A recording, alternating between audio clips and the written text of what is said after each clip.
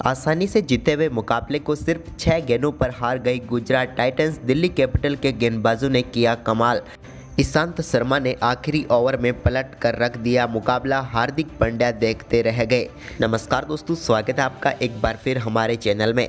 Gujarat Titans और Delhi capital के बीच खेले गए बेहद ही शानदार मुकाबले में आखिरी ओवर में गुजरात टाइटंस को जीत के लिए 12 रन चाहिए थे।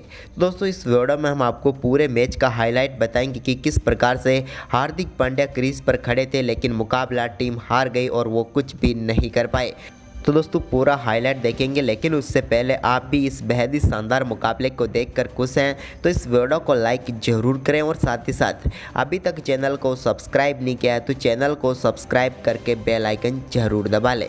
तो चलिए दोस्तों, जानते हैं इस मुकाबले का पूरा हाईलाइट शुरुआत से ही। तो सबसे पहले हम बात कर लेते हैं आज के मुकाबले के टॉस की। तो दोस्तों, आज के मुकाबले में सिक्का उछाला हार्दिक पांड्या ने और गिरा डेविड वार्नर के पक्ष में। डेविड वार्नर ने टॉस जीतकर पहले बल्लेबाजी का फैसला किया। दोनों टीमें काफ़ी शानदार प्लेइंग 11 के साथ मैदान पर उतरी।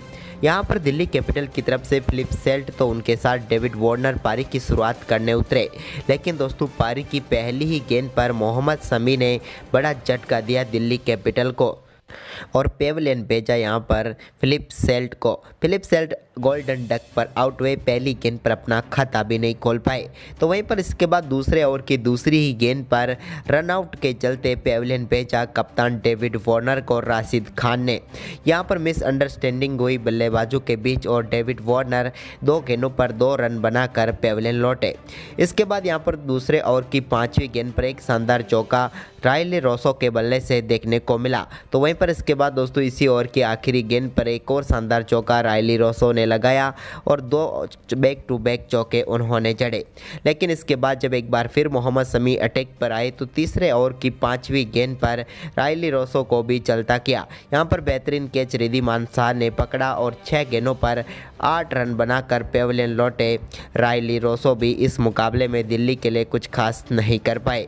वहीं पर इसके बाद मनीष पांडे से बड़ी उम्मीदें थी, लेकिन 5वें ओवर की पहली गेंद पर वो भी मोहम्मद शमी का शिकार बने और एक अद्भुत कैच किया रिद्धिमान शाह ने विकेट के पीछे। और इस कमाल के कैच के चलते ही मनीष पांडे के रूप में एक और सफलता मिली यहाँ पर गुजरात टाइटंस को। मनीष पांडे 4 गेंदों पर सिर्फ 1 रन बना पाए। वहीं पर इसके बाद दोस्तों मोहम्मद शमी एक बार फिर जब 5वें ओवर में अटैक पर आए तो 5वें ओवर की आखिरी गेंद पर रिद्धिमान शाह के हाथों कैच कराकर प्रियम गर्ग को भी पेवलियन भेज दिया और मोहम्मद शमी ने ये अपनी 4थी सफलता प्राप्त कर ली। यहाँ पर टीम के लिए प्रियम गर्ग भी ज़्यादा कुछ खास नहीं कर पाए और सिर्फ 14 गेंदों पर 10 रन बनाकर वो भी चलते बने।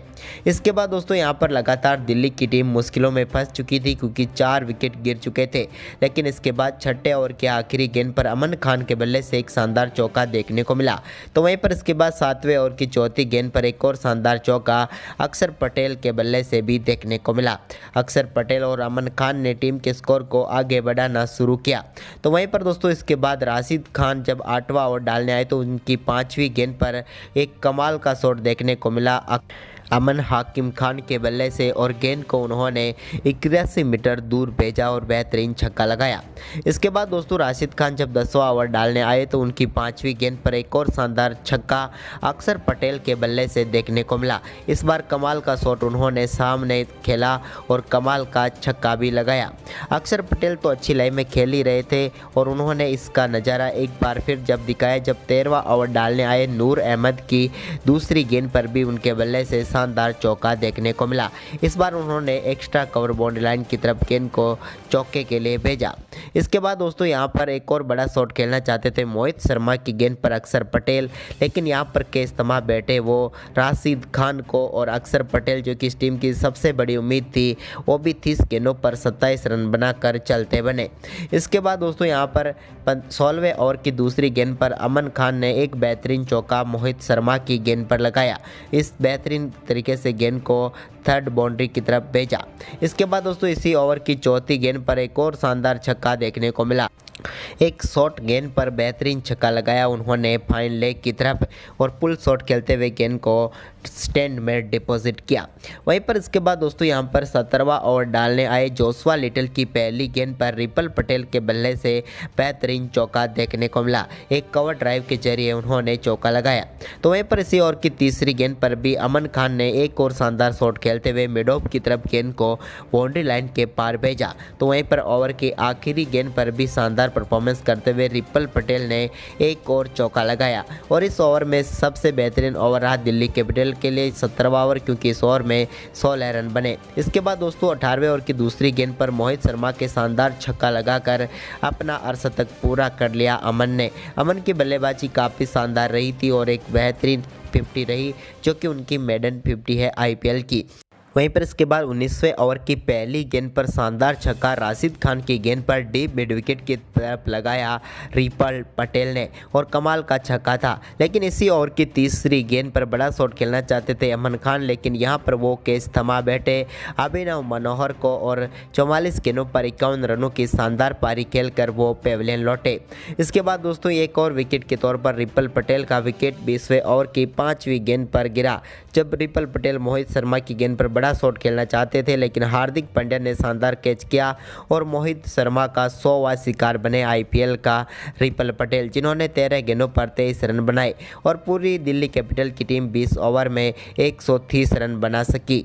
वहीं पर दोस्तों इस लो स्कोरिंग मुकाबले का पीछा करने उतरी गुजरात टाइटंस की तरफ से पहले ही ओवर में बड़ा झटका रिद्धिमान शाह के रूप में लगा। रिद्धिमान शाह को खलील अहमद ने चलता किया पहले ओवर की आखिरी गेंद पर और ये ज़बरदस्त सफलता थी, क्योंकि इस ओवर में शुरुआती 5 गेंदों पर कोई रन नहीं बना पाए थे रिद्धिमान शाह, लेकिन आखिरी गेंद पर आउट हुए और 6 गेंदों पर 0 रन बनाकर वो पेविलियन लौटे। तो वहीं पर इसके बाद दूसरे ओवर में शुभमन गिल ने दूसरे ओवर की आखिरी गेंद पर एक बेहतरीन चौका कट के जरिए लगाया ईशांत शर्मा की गेंद पर। तो वहीं पर इसके बाद दोस्तों तीसरे ओवर की दूसरी गेंद पर एक बेहतरीन चौका हार्दिक पांड्या के बल्ले से over mid wicket boundary line की तरफ देखने को मिला। तो वहीं पर हार्दिक पांड्या ने इसी ओवर की चौथी गेंद पर भी शानदार बल्लेबाजी करते हुए एक और गेंद को चौके के लिए भेजा। इस बार मिड विकेट बाउंड्री लाइन की तरफ उन्होंने चौका लगाया, जबकि ओवर की आखिरी गेंद पर भी उन्होंने एक और शानदार शॉट लगाकर इस ओवर में 3 बेहतरीन चौके जड़े। वहीं पर इसके बाद दोस्तों चौथे ओवर की पहली गेंद पर अयंद्रिक नोरकिया ने बड़ी सफलता दिला दी दिल्ली कैपिटल को। शुभमन गिल को उन्होंने मनीष पांडे के हाथों कैच कराकर पेविलियन भेजा। इस मुकाबले में शुभमन गिल 7 गेंदों पर सिर्फ 6 रन बनाकर पेविलियन लौटे। वहीं पर इसके बाद दोस्तों नए बल्लेबाज विजय शंकर आए तो उन्होंने 5वें ओवर की तीसरी गेंद पर ईशांत शर्मा की गेंद पर एक और शानदार चौका मिड विकेट बाउंड्री लाइन की तरफ लगाया, लेकिन इसी ओवर की आखिरी गेंद पर उन्हें बोल्ड करके ईशांत शर्मा ने पेविलियन की राह दिखा दी। अच्छी फॉर्म में थे शंकर, लेकिन इस मुकाबले में ईशांत शर्मा के सामने वो टिक नहीं पाए और 9 गेंदों पर सिर्फ 6 रन बनाकर पेविलियन लौट गए और अब मुश्किलों में फंस चुकी थी गुजरात टाइटंस की टीम, क्योंकि 5 ओवर में ही 3 महत्वपूर्ण विकेट गंवा चुकी थी।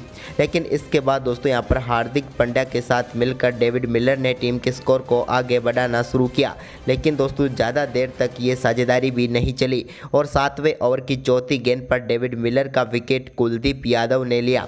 कुलदीप यादव की एक शानदार गेंद पर खराब शॉट खेलते हुए क्लीन बोल्ड हो गए डेविड मिलर की बात करें तो वो इस मुकाबले में अपना खाता भी नहीं खोल पाए और 3 गेंदों का सामना करने के बाद 0 रन पर ही पेविलियन लौट गए और चौथा विकेट गंवा दिया गुजरात टाइटंस ने।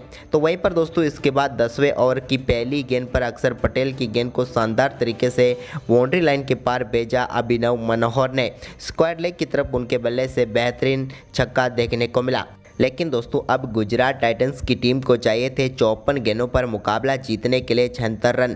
तभी यहां पर शानदार बल्लेबाजी करते हुए हार्दिक पांड्या ने 14वें ओवर की 5वीं गेंद पर एक बेहतरीन चौका लगाया। उन्होंने खलील अहमद की गेंद को बाउंड्री लाइन के पार भेजा। तो वहीं पर इसके बाद 15वां ओवर डालने आए अक्षर पटेल के ओवर में भी हार्दिक ने एक चौका लगाया। वहीं पर इसके बाद दोस्तों दोनों बल्लेबाजों के बीच शानदार 50 रनों की पार्टनरशिप भी पूरी हो गई थी। हालांकि इसके लिए उन्होंने 56 गेंदों का सामना किया, लेकिन एक समय तक ये काफ़ी अच्छी पार्टनरशिप लग रही थी।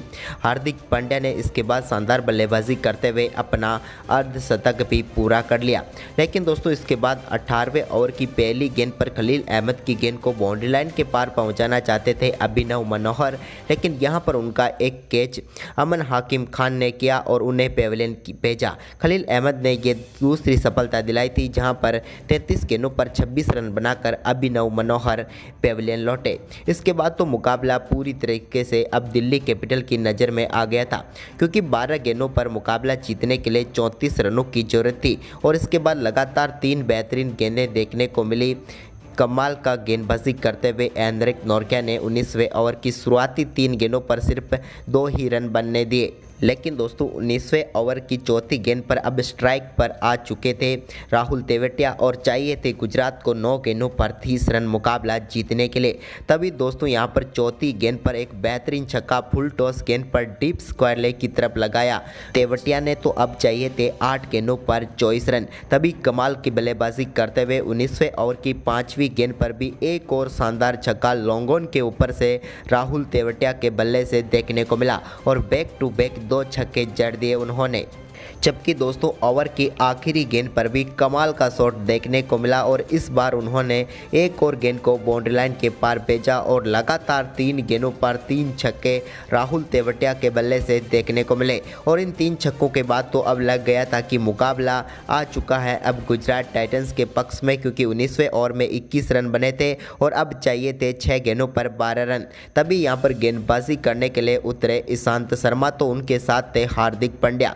पहली गेंद पर हार्दिक पांड्या ने लो फुल टॉस गेंद पर शानदार शॉट खेला डीप एक्स्ट्रा कवर की तरफ और 2 रन लेने में कामयाब हुए। अब 5 गेंदों पर 10 रनों की जरूरत थी, लेकिन दूसरी गेंद पर हार्दिक पांड्या 1 रन ही चुरा पाए। इसके बाद तीसरी गेंद काफ़ी शानदार तरीके से वाइड यॉर्कर गेंद थी, जो कि यहाँ पर राहुल तेवतिया के सामने डॉट रही। लेकिन चौथी गेंद पर राहुल तेवतिया बड़ा शॉट खेलना चाहते थे, लेकिन गेंद यहाँ पर सही तरीके से कनेक्ट कर नहीं पाए और रायली रोसो ने बेहतरीन कैच पकड़ा और ईशांत शर्मा ने राहुल तेवतिया को पेविलियन भेजा, जो कि इस मुकाबले को पूरी तरह से पलट चुके थे 19वें ओवर में 3 गेंदों पर 3 छक्के लगाकर, लेकिन वो आउट हुए 7 गेंदों पर 20 रन बनाकर। इसके बाद अब 2 गेंदें बची हुई थी और चाहिए थे 9 रन और क्रीज पर मौजूद थे राशिद खान, लेकिन वो 5वीं गेंद पर सिर्फ 2 ही रन ले पाए। हालांकि ये कमाल की फील्डिंग ने चौका रोका था, रायली रोसो की कमाल की फील्डिंग यहाँ पर देखने को मिली। अब आखिरी गेंद पर जीत के लिए चाहिए थे 7 रन और सामने मौजूद थे एक बार फिर राशिद खान, यानी कि छक्का लगाते तो मुकाबला टाई होता, लेकिन ईशांत शर्मा की इस गेंद पर भी वो सिर्फ 1 ही रन ले पाए और गुजरात टाइटंस की टीम को हार का सामना करना पड़ा। दिल्ली कैपिटल एक समय तक इस मुकाबले से बिल्कुल बाहर हो चुकी थी, लेकिन कमाल का परफॉर्मेंस करते हुए ईशांत शर्मा की घातक गेंदबाजी के दम पर इस मुकाबले को 5 रनों से दिल्ली कैपिटल ने जीत लिया। तो दोस्तों आपको दिल्ली कैपिटल और गुजरात टाइटंस का ये मुकाबला कैसा लगा? क्या हार्दिक पांड्या की धीमी बल्लेबाजी गुजरात टाइटंस की हार का कारण बना, क्योंकि उन्होंने 53 गेंदों पर सिर्फ 59 रन बनाए? आप हमें अपनी राय कमेंट में दें और इस वीडियो को शेयर करें। धन्यवाद।